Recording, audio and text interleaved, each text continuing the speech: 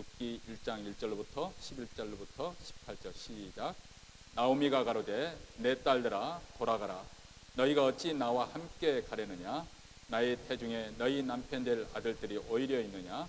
내 딸들아 돌이켜 너희 길로 가라. 나는 늙었으니 남편을 두지 못할지라. 가령 내가 소망이 있다고 말한듯이 오늘 밤에 남편을 두어서 아들들을 생산한다 하자. 너희가 어찌 그것을 인하여 그들의 자라기를 기다리겠느냐? 어찌 그것을 인하여 남편 두기를 멈추겠느냐? 내 딸들아 그렇지 아니하니라. 여호와의 손이 나를 치셨으므로 나는 너희로 인하여 더욱 마음이 아프도다. 그들이 소리를 높여 다시 울더니 오르바는 그 시모에게 입맞추되 룻은 그를 붙잡았더라. 나오미가 또 가로되 보라 내 동서는 그 백성과 그 시내기로 돌아가나니 너도 동서를 따라 돌아가라.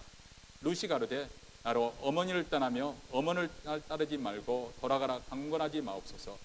어머니께서 가시는 곳에 나도 가고 어머니께서 유숙하는 곳에서 나도 유숙하겠나이다.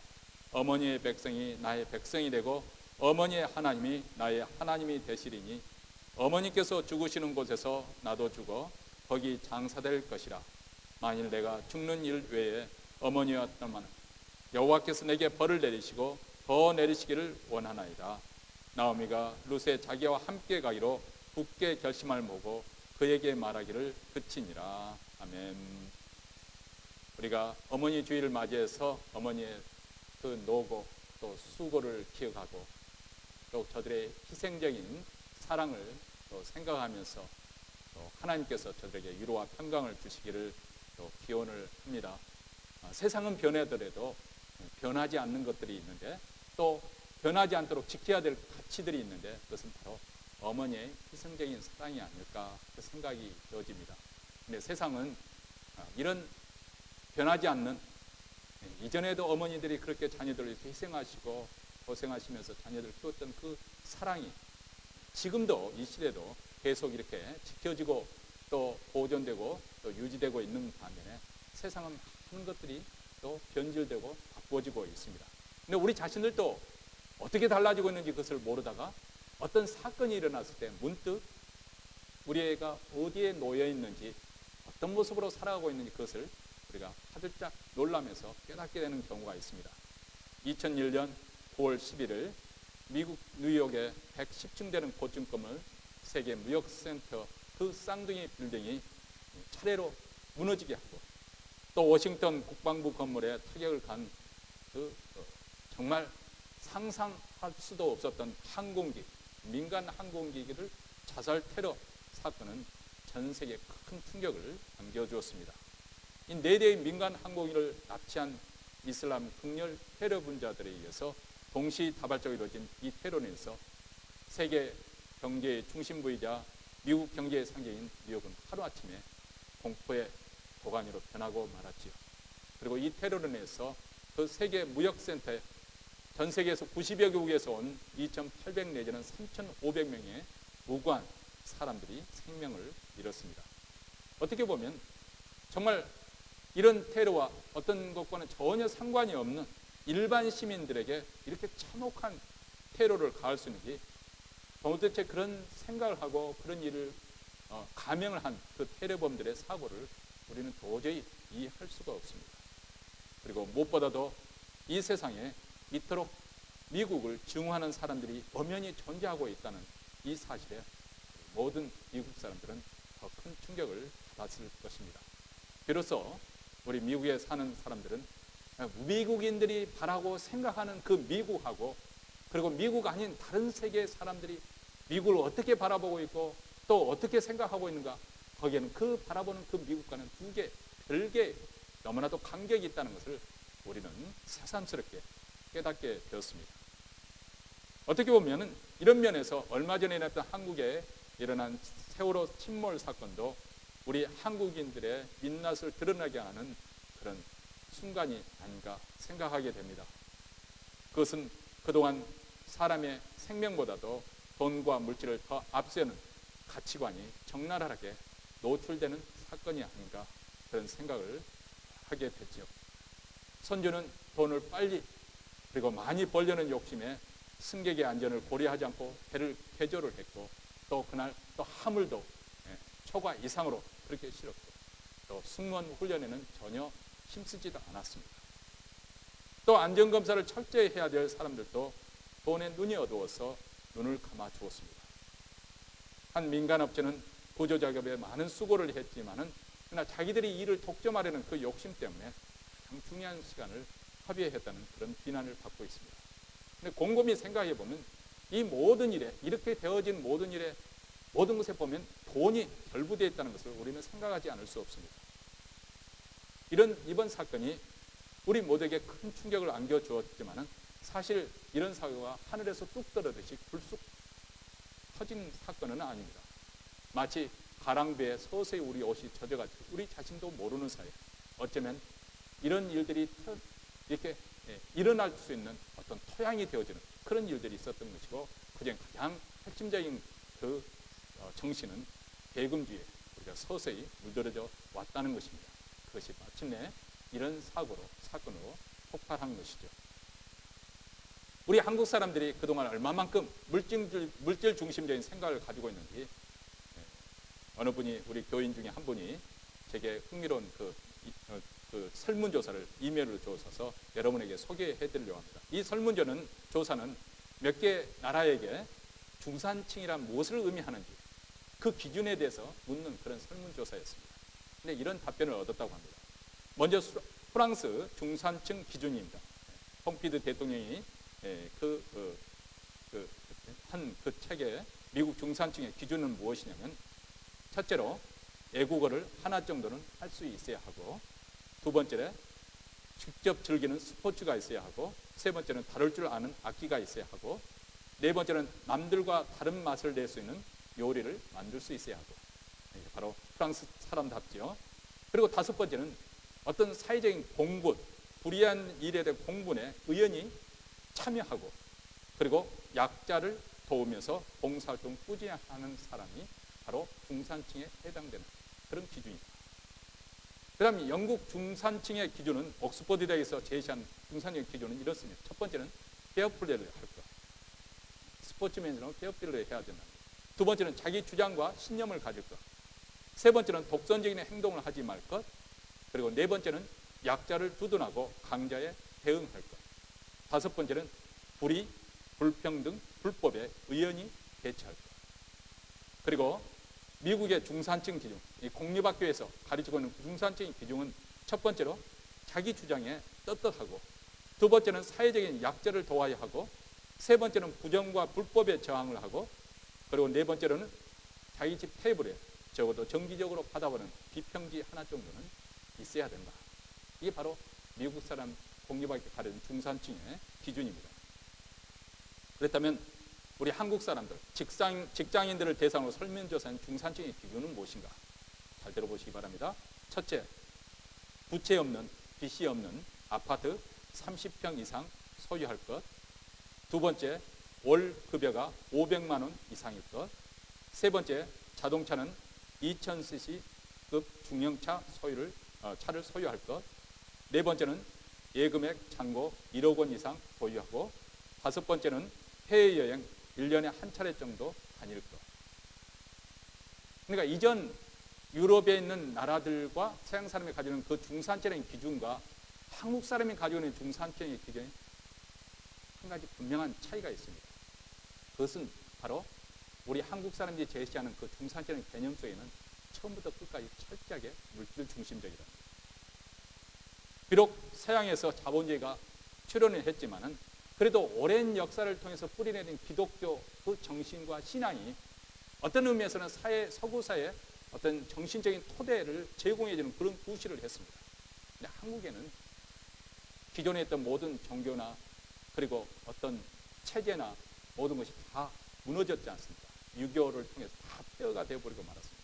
그리고 6.25 전쟁 이후에 급속도로 경제 개발을 서둘러 왔던 때라서 그런 정신적인 토대를 쌓을 여유도 기회도 갖지 못했습니다.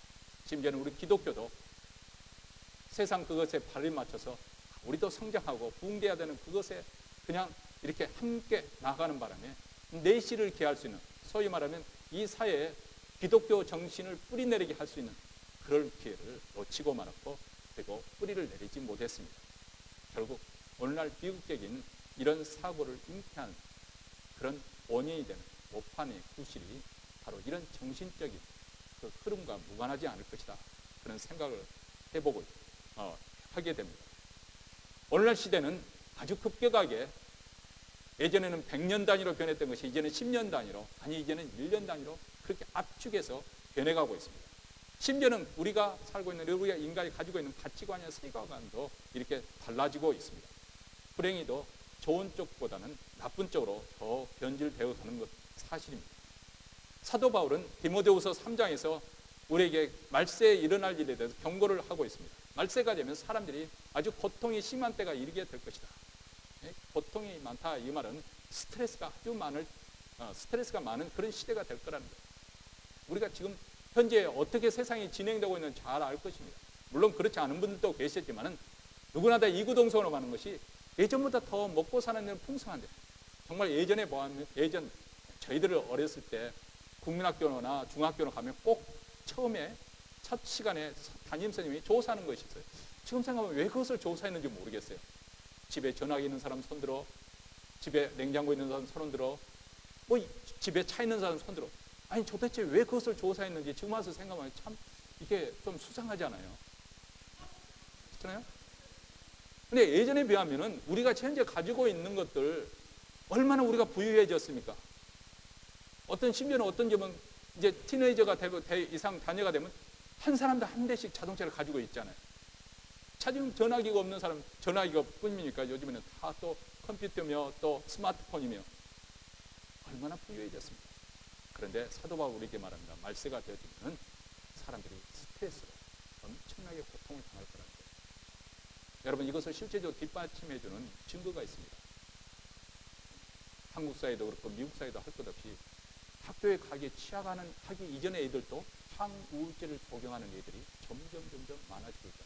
이게 무엇을 의미하는지 알 수 있겠어요? 그만큼 사람들이 정신적으로 시달리고 있다는 거예요. 스트레스가 많다는 거예요. 부담이 많다는 거예요. 힘들게 살고 있다는 거예요. 불면증 때문에 정신적으로 불안하기 때문에 신경 안정제를 먹는 사람들이 이 미국에도 수없이 많고 밤마다 잠을 못 이루는 사람들이 그렇게 많아요. 점점 사람들이 고통스러워하는 그런 시대가 되어지고 있다는 거예요. 그것이 왜 그런 것인가? 사도 바울의 증언에 의할 것 같으면 하나님의 형상을 잃어버린 인간들이 점점 파괴된 인간성으로 그렇게 나아가기 때문에 그렇다는 거죠. 그것은 어떤 모습으로 나타나는가? 첫째로는 자기 유익만을 추구하는 자기 사랑, 하나님보다 자기를 더 사랑합니다. 둘째는 인간의 생명보다도 물질을 더 좋아하는, 하나님보다도 돈을 더 사랑하게 될 것이다. 세 번째는 하나님 사랑보다도 성적이고 그런 찰나적인 재미를 추구하는 쾌락 사랑. 그리고 네 번째는 경건의 모양은, 능력은 없는데 경건의 모양만 추구하는, 외적인 어떤 모양만 주는 예모 지상주의. 뭐 얼짱이시 몸짱이시, 우리 어른들은 무슨 말인지도 잘 모르실 거예요. 그렇죠? 근데 이런 시대의 풍조와 이런 사조 속에서 우리 그리스도인들은 어떻습니까? 세상 사람들로부터 얼마만큼 우리 그리스도인들은 별다른 차별하는 그런 가치관을 살고 있는지 우리는 스스로 우리 자신을 돌아보지 않을 수가 없습니다. 사실 세상 사람들은 아주 예전보다 영하게해져가지고 조금 더 손해보려고 하지를 않습니다. 손해보고 사는 사람이 오히려 바보스럽고요. 그렇게 지탄을 받는 그런 세상이 되어버리고 말았습니다. 그야말로 아주 영악하게, 똑똑하게, 약삭빠르게 사는 것을 자랑하는 세상이 되어버리고 말았습니다. 자, 이런 세상 풍조에 살다 보니까 우리 그리스도인들의 그 가치관이라는, 우리 그리스도인의 신앙의 길이라는 것은 대단히 참 미련하게 보이고 어리석게 보이고 시대에 뒤처진 그런 삶으로 보여질 수가 있는데, 그런데 혹시 그렇게 시대를 거스러가는 것이 아니라 이런 시대의 처세술에 살다 보니까 우리도 모르는 사이 직장 생활에서 아니면 사회생활 속에서 우리 그리스도인들이 믿지 않는 사람보다 더 이기적으로 손가락질을 받지 않고 있나, 그런 생각을 하게 되는 거예요. 그래서 하나님의 영광을 가리게 되고 또 기독교가 욕을 먹는데 일조하는 그런 일들이 많이 일어나지 않는가, 우리는 겸허하게 우리를 돌아보지 않을 수 없습니다. 예전에 하나님께 대한 전적인 항복, 예수 그리스도께 전적인 불복과 그리고 순종, 그리고 헌신과 희생, 자기 부인과 자기 십자가를 지고 주님을 쫓아가는 것. 예전에 교회에서 늘 등장했던 단결 메뉴가 바로 이런 주제였다고 한다면 오늘날 현대의 교회인들은 이런 주제를 입에 담기도 메시지 전하기도 부담스러워하고 꺼려하는 그런 주제가 되어버리고 말았습니다. 그 대신에 어떻게 하면 우리가 복을 받을 것인가, 어떻게 하면 기도 응답을 받아서 능력 있게 살 것인가, 어떻게 하면 우리가 건강하게 행복하게 우리 가정생활을 할 수 있을 것인가, 우리의 성공의 비결이 무엇인가, 이런 것들이 오히려 설교 주제로 많이 등장하는 것을 볼 수가 있습니다. 그러다 보니까 그리스도를 위해서 또 그의 왕국을 위해서 충성하고 희생하고 고통을 당하는 것이 아주 부자연스러워 보이고 오히려 미련하게 보이는 것이고, 오히려 현실적으로 성공한 사람들이, 출세한 사람들이 복을 누리는, 하나님의 그 복을 누리는 사람으로 여겨지기까지 이르렀습니다. 그러다 보니까 우리 주님께서 말씀하는 것처럼 우리 그리스도인의 길은 좁고 좁은 길이고 그 통과하는 문은 협착한 문이라고 했는데, 우리 교회마저도 이제는 다 세상 사람들은 넓고 평탄한 길로만 나아가려고 하는 그런 경향이 있지 않는가, 우리는 스스로 우리 자신을 반성하지 않을 수 없습니다. 그런데 오늘 말씀 본문에 등장하는 한 모함 여성, 이 나오미의 며느리로 등장하는 룻은 좁은 길을 선택합니다. 한마디로 말하면 자기 인생 전부를 시어머니를 위해서 희생한 것이죠. 룻도 자랐을 때에는 부모의 사랑과 동기간의 우애 속에서 자랐을 것이고, 결혼할 때는 남편과의 행복을 꿈꾸면서 결혼을 했을 것입니다.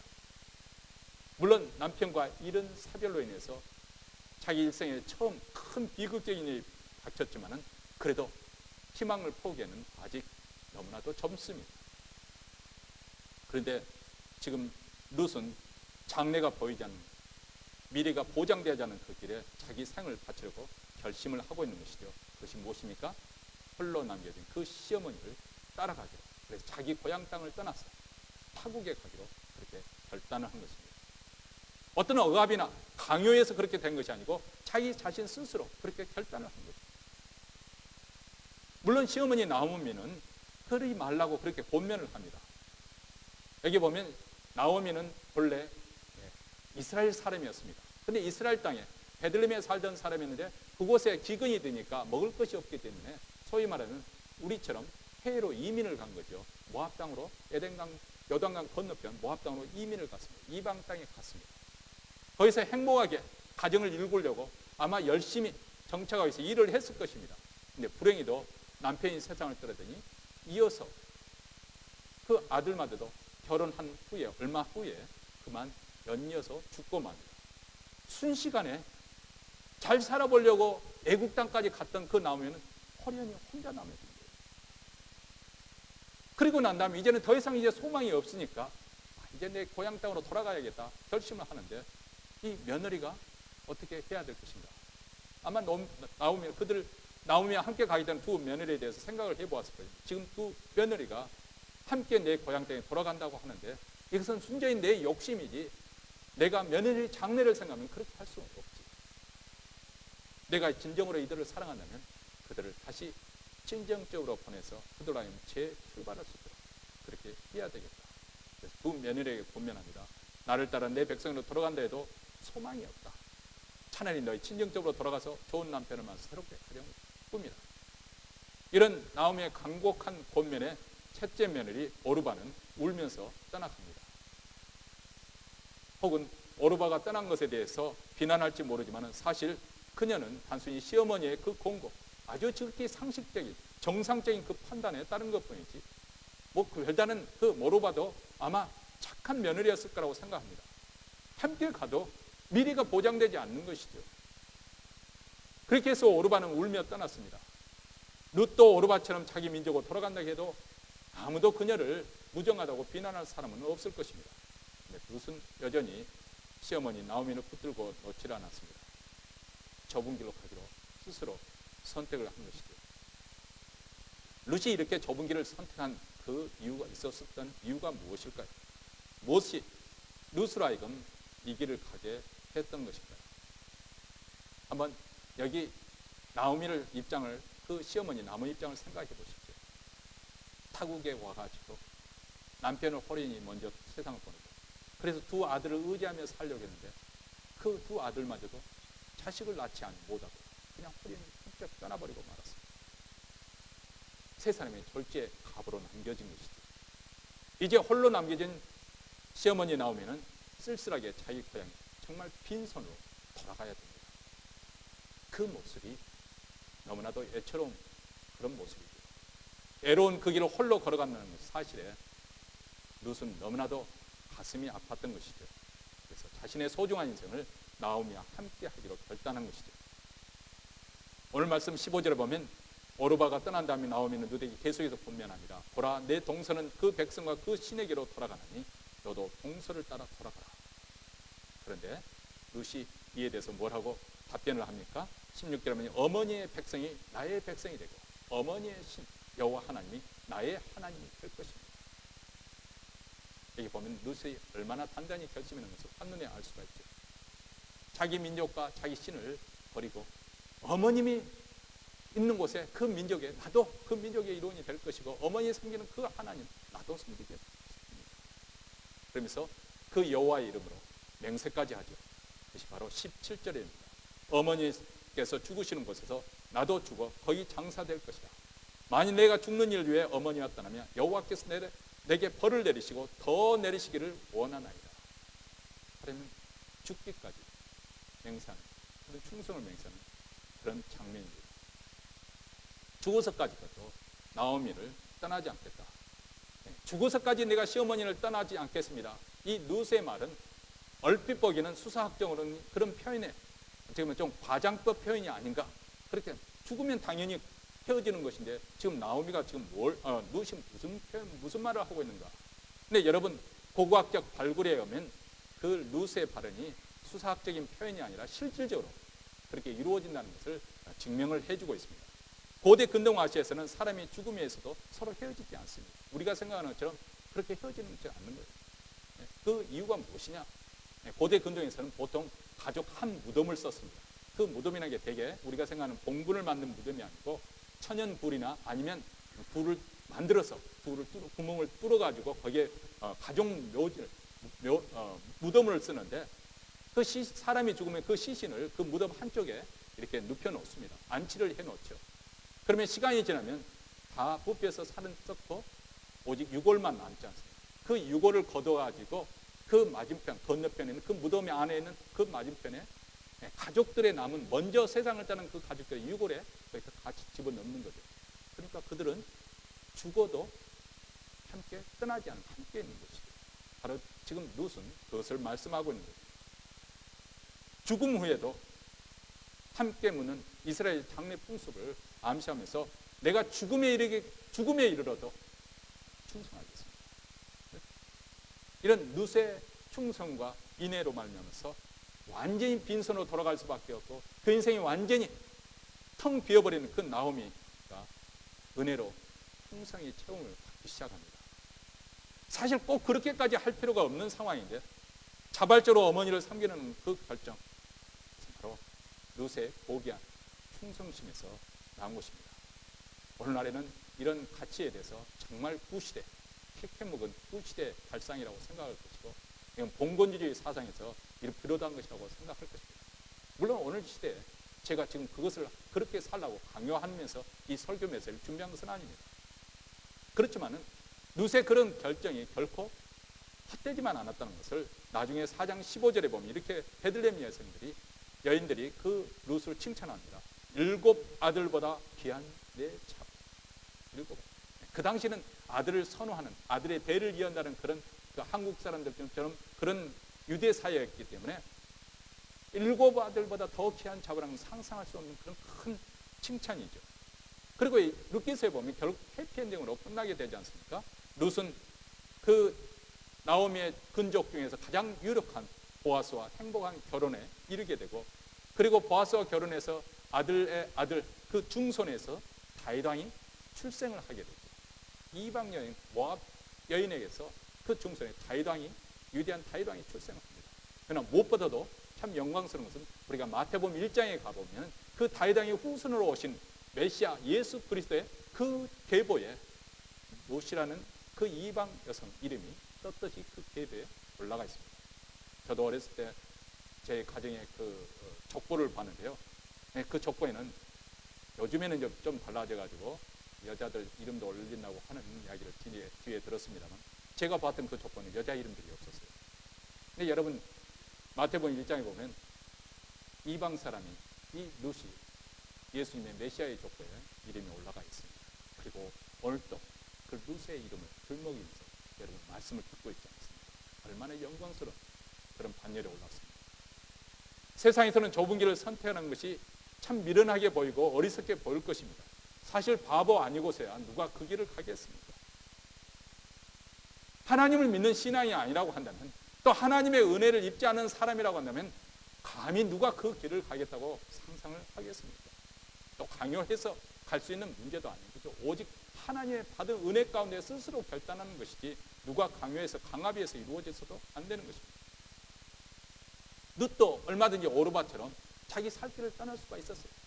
그런데 여러분 우리가 잘 아는 것처럼 룻과 대대적으로 오르바는 잠깐 한번 그 이름이 언급되고 난 다음에 그리고 시어머니하고 작별 키스하고 빠이 하고 떠났습니다. 그리고 완전히 하나님의 언약의 백성에서 그리고 하나님의 구원의 역사에서 완전히 멀어지고 말았습니다. 다시는 오르바라는 이름이 등장하지 않습니다. 룻은 오르바와 정반대의 선택을 했습니다. 공경에 빠진 그 나오미를 그냥 놔두고 떠날 수가 없었습니다. 꼭 그래야 했던 것은 아니지만은 자발적으로 시어머니와 함께 하기로 결심한 것이죠. 왜냐하면 내가 하면 그 시어머니의 텅 빈 인생을 채워줄 사람이 없다고 생각한 것이죠. 이것은 사회적인 어떤 강압에 의해서 이루어진 것이 아니고 체면에 의해서 이루어진 것이 아니고 말 그대로 룻의 그 인내한 그 불쌍히 여기는 마음, 한 인생을 긍휼히 여기는 그런 마음에서 끝까지 충성하기로 결심한 것입니다. 성경은 이 인내의 마음, 긍휼의 마음 이것을 가리켜서 헤세드라고 히브리 말로 표현합니다. 이 헤세드라는 단어는 사실 한 단어로 해석하기 어려운, 번역하기 어려운 단어입니다. 우리 한국 사람들에게 흔히 많이 쓰는 우리 한민족의 한이란 말을 많이 쓰잖아요. 근데 그것을 영어로 표현할 길이 없는 거예요. 한이란 말. 너무 함축된 의미가 크기 때문에. 그래서 결국 한이란 말을 영어가 무엇이냐? 그러면 한이에요. 그냥 한글, 영어로 쓰면 스펠링 한, HAN 그렇게 해서 한 그렇게 합니다. 그래서 한 옆에 뭐 한국의 뭐 어쩌고저쩌고 설명하면서 한국 사람이 갖는 뭐 화병 뭐 이런 식으로 표현을 해 놓습니다. 왜냐면 한국 사람들이 가지고 있는 그런 특이한 것이기 때문에 다른 사람들에게 어떻게 설명할 길이 없는 거죠. 그 단어 그대로 사용합니다. 이 헤세드라는 단어가 그렇습니다. 이 헤세드라는 단어는 loving kindness, 인애라고 번역할 수도 있는 것이고 love라고 사랑이라고 번역할 수가 있고 faithfulness, 충성이라고도 번역할 수 있고 신실함이라도 번역할 수도 있고 또 성실함, 그것도 표현할 수가 있는 거예요. 이 모든 것을 다 뭉뚱그려서 바로 헤세드라는 그 단어입니다. 이 헤세드라는 것은 바로 하나님의 사랑을 가리키는 말이지만 또 헤세드라는 그 단어가 쓰이는 곳은 바로 믿음의 공동체 안에서 쓰이는 말입니다. 이것은 무엇을 말하면 하나님의 구원받은 믿음의 그 공동체 안에서 약한 자가 공경에 빠졌을 때 강한 자가 자발적으로 그를 도와주는 것, 이것을 바로 가리켜서 그 충성과 사랑을 베푸는 것, 헤세드라고 하는 것이죠. 하나님의 백성으로 선택받은 이스라엘 백성들에게 우리 하나님의 보호와 사랑 그리고 축복의 놀라운 특권이 주어졌습니다. 그들이 430년 동안 애굽에서 종살이를 했습니다. 여러분 세계 역사를 공부하면 430년 동안 종살이 해가지고 그 종살이에서 풀려나고 해방이 되었다. 그것도 고대 사회에서 있을 수 없는 일입니다. 일어날 수 없는 기적적인 일이죠. 근데 어떻게 그것이 가능하게 되었느냐? 바로 하나님의 전격적인 구출, 구원의 역사죠. 그것이 바로 출애굽의 역사잖아요. 하나님께서 10가지 재앙을 통해서 애굽을 치셔서 애굽으로 하여금 두 손을 들게 하고 그래서 전격적으로 그 강한 바로의 손에서 그들을 구출해 내셨어요. 그래서 광야를 거쳐서 그들은 가나안 땅에 들어가 있는데 가나안 족속도 땅을 정복하는 과정도 만만치 않은 과정이죠. 하나님께서 저들로 하여금 먼저 앞서가 싸우게 함으로 그 땅을 차지하게 하고 또 집을 차지하게 하시고 그들에게 복을 주셨습니다. 이 모든 것은 하나님의 은혜로 이루어진 것이에요. 그러면서 하나님께서 그들에게 요구한 것이 너희들이 이런 놀라운 복을 받았고 그런 특권을 하나님의 백성의 언약의 백성으로 보호받는 그런 축복을 받았으면 너희들에게 마땅히 너희들이 해야 될 책임이 있는데 그 책임이 무엇이냐? 내 이웃을 사랑하라는 것입니다. 바로 레위기서에 나오는 말입니다. 내 이웃을 사랑. 내 이웃을 사랑하는 것에 구체적으로 율법에서 명하고 있습니다. 내 집에 있는 남종과 여종을 인격적으로 대해주라는 거예요. 자비를 베풀라는 거예요. 그들에게 인격적인 대접을 하라는 거예요. 요즘으로 말하면 돈이 있다고 행세를 하지 말라는 거예요. 뭐 어디 물건 사러 가지고 돈 좀 있다고 상대방 좋은 거를 무시하거나 그렇게 하지 말라는 거예요. 인격적으로 대해주라는 것입니다. 그리고 여행객이나 또 그 이방 사람들에게 사회적인 그런 약자들을 돌봐주고 보호해주라는 거예요. 왜냐하면 너희들도 노예였던 순간에 너희들도 약한 자였는데 하나님의 은혜를 입었기 때문에 그 은혜를 기억하고 너희들도 세상에서 살 때 그런 인애, 햇세들을 베풀며 살라는 것입니다. 하나님께서 이스라엘 백성들에게 요구한 것이 그것이고 이스라엘 백성들은 왜 멸망을 당했는가? 그 하나님의 언약을 상실해버렸기 때문에 그 일을 실행하지 못했기 때문에 결국 망하게 되어버린 것이죠. 다시 말하면 그들은 하나님의 은혜를 받은 그 언약의 백성이기 때문에 언약의 백성답게 그들에게 부과된 책임을 성실히 수행할 필요가 있었습니다. 그래서 룻기서에 보면 룻은 홀로 남겨진 시어머니 나오미에게 햇세들을 베푸는 것을 볼 수 있습니다. 이것이 바로 언약 백성의 행할 바라는 것입니다. 누가 그것을 강요해서 되는 것이 아니라 자발적으로 하나님의 은혜를 깨달은 사람들이 그렇게 햇세들을 베푼다는 것입니다. 또 시어머니에 나오면 룻에게 햇세들을 베풉니다. 그래서 자기 며느리에게 바로 보아스하고 결혼할 수 있도록 추선을 해가죠. 그리고 보아스는 또 이방 여자이지만 그 모압 여성, 이방 여성과 결혼함을 통해서 그녀에게 행복을 주는, 행복은 가정을 제공해주는 그런 햇세들을 베풉니다. 한마디로 룻기서는 하나님이 직접적으로 출연하지는 않지만은 하나님의 햇세드가 가득 찬 그런 책인 것을 우리가 알 수 있습니다. 아주 복음적인 책이죠. 여기서 등장하는 나오미와 룻과 보아스는 꼭 그렇게 해야 될 의무나 책임은 없습니다. 꼭 그렇게 해야 될 이유가 있어서 의무가 있어서 그랬던 것은 아닙니다. 남편과 두 아들을 상실한 한 여인이 곡으로 불쌍히 돌아가는데 아무도 돌아볼 사람이 없습니다. 룻이 이를 보고 불쌍히 여기는, 긍휼히 여기는 마음에서 차원한 것이죠. 이는 룻의 인애와 그 충성심은 이미 발길을 돌렸다는 오르바의 배주에서 얼마나 빛이 납니까? 그렇다고 해서 오르바를 비난하는 수는 없는 거죠. 오히려 정상적인 여자라면 다 그렇게 판단하고 그렇게 선택했을 것입니다. 그렇기 때문에 룻의 선택은 더욱 빛이 나는 값진 것이죠. 그리고 이 길은 아무나 다 갈 수 있는 것이 길이 아니고 하나님의 은혜를 받은 사람들만, 하나님의 은혜를 깨달은 사람들, 은혜의 사람들만이 갈 수 있는 길이기도 합니다. 오늘 우리는 어머니 주일을 맞이해서 어머니의 사랑을 생각해 봅니다. 자식을 향해서 변함없이 끝없이 다음 없는 그 어머니의 사랑은 도대체 어디서부터 오는 것일까요? 어디로부터 연유하는 것일까요? 물론 그것은 하나님의 사랑으로부터 연유한 것입니다. 하나님이 그런 분이시기 때문에 우리 어머니를 그렇게 창조하신 것이죠. 하나님의 사랑은 바로 그런 사랑입니다. 어머니의 사랑처럼 그 사랑은 신실합니다. 거기는 거짓이 없습니다. 하나님의 사랑은 성실합니다. 변덕을 부리지 않고 늘 항상 똑같습니다. 그리고 하나님의 사랑은 끝까지 충성됩니다. 우리는 비록 하나님을 배신하고 배반할지라도 우리 하나님은 끝까지 충성된 분이십니다. 보십시오. 우리 주님, 하나님의 아들이신 예수님께서 이 땅에 오셨을 때 그분은 넓은 길을 선택하지 않았습니다. 일부러 좁은 길을 선택했습니다. 왜 좁은 길을 선택하셨습니까? 우리를 사랑하시기 때문에. 우리를 위해서 십자가의 지치기로 선택하신 것이죠. 마지못해서 강압적으로 어쩔 수 없기 때문에 선택한 것이 아니라 자발적으로 우리의 구원을 위해서 그 십자가를 지셨는데 죽기까지 십자가에 복종하셨다. 다시 말하면 죽기까지 충성하셨다는 말입니다. 그리고 난 다음 3일 만에 다시 부활하시고 승천하셨습니다. 그리고 이제는 영광의 주가 되셔서 만인을 십자가의 사랑으로 구원에 이르게 하십니다. 이 기독교의 진리는 이런 관점에서 보면 참으로 역설적입니다. 죽기까지 이르러서 충성하여 죽으신 그 예수 그리스도, 그분이 또 영광 가운데 부활해서 우리에게 만인을 구원에 이끄는 그런 놀라운 이 역설적인 진리, 예수님께서 이미 십자가에 매달리기 전에 우리에게 이렇게 예고를 하셨습니다. 내가 진실로 이 진실로 이 예수님께서 아멘이고 이 두 번 말하는 것은 아주 중요한 말씀을 하실 때는 이렇게 강조하는 말씀입니다. 너에게 이르노니 한 알의 밀이 땅에 떨어져 죽지 않으면 한 알 그대로 있고 죽으면 많은 열매를 맺는다. 이런 관점은 기독교 진리는 참으로 역설적입니다.